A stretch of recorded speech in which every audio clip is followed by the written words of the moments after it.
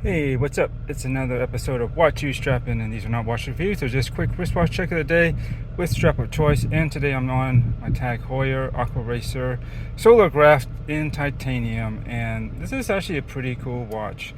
I really do like it a lot. Yes, it's a pricey one, but you know, some watches you just have to bite the cost, and it's going to cost what it is. And if you can't handle it, then move on to something else. That's all I gotta say. Anyways, this has been something that I've enjoyed from time to time. It's always accurate, pretty darn accurate. I forget, but it's less than a second a day, I'm sure. It's whole time really good, and very little deviation. And yeah, and one thing that I liked about this when I started thinking about it was when I look at this watch, the Aquaracer line has basically primarily been a very dive orientated design, right? You look at their stainless steel models, for instance. Most of those, they have a loom hip, I'm sure, and I'm pretty sure they do, but overall it's generally marketed as a dive watch, I think, in Tag Heuer's line. This, however, if I'm not mistaken, I recall reading and seeing the material, they seem to market this as sort of an everyday do anything kind of field watch, which I certainly can do that. Being in titanium, slim, it's quartz, so it's accurate, and it's basically self-powering and maintaining as long as you just put it in the sun. It's got all you need for a field watch. But for me, when I look at this watch, I see something more motorsports like, and I think it has to do with the coloration, but from the dial color and the accent, I think I'm thinking of sort of like it's more IWC's relationship with Mercedes-Benz and the Petronas Racing, Formula One car that they kind of are teamed up with but this isn't quite as strong, a deep, a teal color. It has this very, I believe they call it a polar blue, but it can't. Sometimes it looks very light blue. Sometimes it looks almost like a light mint or a sea foam kind of color. Whatever you call it, it's a nice subtle accent color against the very, muted monochromatic look of the rest of the watch. But I don't know, it's the angles of the case, the bezel, and I think particularly the way the writing is done on the bezel. It's very slim, sleek, a little bit elongated. Same with, say, the text on the dial with the Solargraph, if you can, partially covered by the hour hand and Aquaracer, but particularly the Solargraph part. It just has a very sporty look. I am personally reminded of, say, the way Porsche writes their logo and the writing on the cars. So I don't know. I just overall that kind of gives me a motorsports feel, and I wanted to play up on that, and I started to think about strap options, and I looked around. Basically, I couldn't find exactly what I was looking for, and what I always wanted is to make that sporty motorsports feel, racy feel. It has to be a perforated leather racing strap. The watch is also very dull and nothing shiny on it, so I didn't want anything like a really shiny leather, so I think it had to be suede.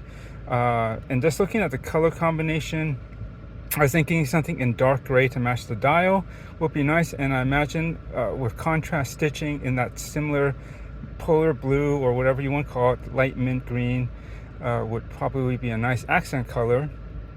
And so I looked around, and basically Delugs had a way to customize their straps, and this was basically what I came up with. I did a video on this, so I'm not going to go into the full details of what it entails, so you check that out if you want to see just how much you can option out. But basically everything, size, length, hole size for these, hole spacing between the holes, number of holes for this, the stitching color, the side trim color, the lining color, the type of leather on top, the taper, hardware, even the keepers. You can all fully customize it. It's pretty amazing just how many stuff you can do, and it's all in a menu that's pretty intuitive to use. You just have to do some homework and look through.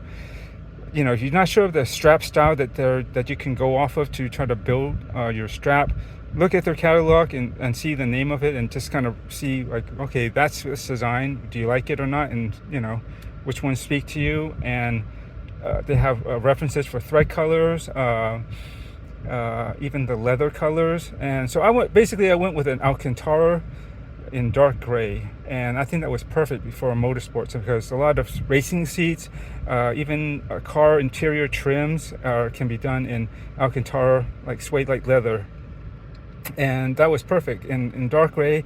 That really works with this, and I could choose the stitching, contrast stitching, and luckily this was, I think, the best match to it. Not too saturated. I almost changed my mind and went to something just a bit darker and more. It's called Jade, so it's a little bit more on the green side. And then I kept looking at it, and I said, no, go with my original gut instinct and stick with light aqua, which is this color.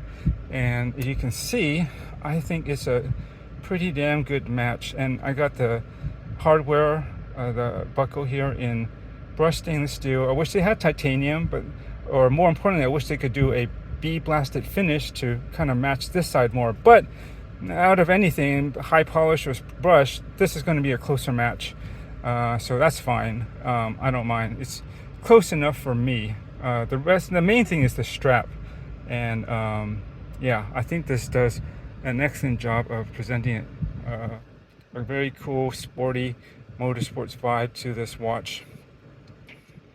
So yeah, what do you guys think? I mean, it just fits. Oh, and I also was able to get the inside lining. You can do different leathers as well. I chose, there was a rubber option, so the inside is lined with rubber. So it'll help mitigate any kind of sweating, which I can do on wrists. And so that'll help protect the outside and the leather and the tone of it without at least less chance that it's going to get messed up by me sweating.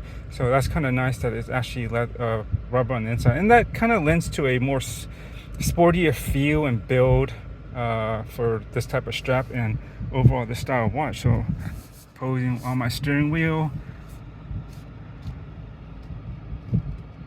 yeah, I'm pretty happy that this turned out pretty much exactly as I had imagined and was hoping for this watch.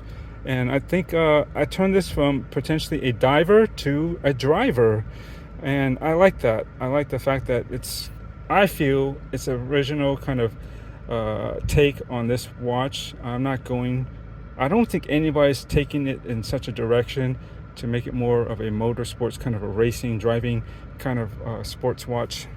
At least not that I'm aware of. If there is, shout out to you guys, whoever that might have done this. But so I'm not claiming I'm the first, but as far as I know, I'm the only one that's done that for this particular watch, and I dig it. I like the very bespoke nature of having this particular watch in my collection and enjoying it. All right, I got to go. So thanks for watching, and I'll catch you in the next.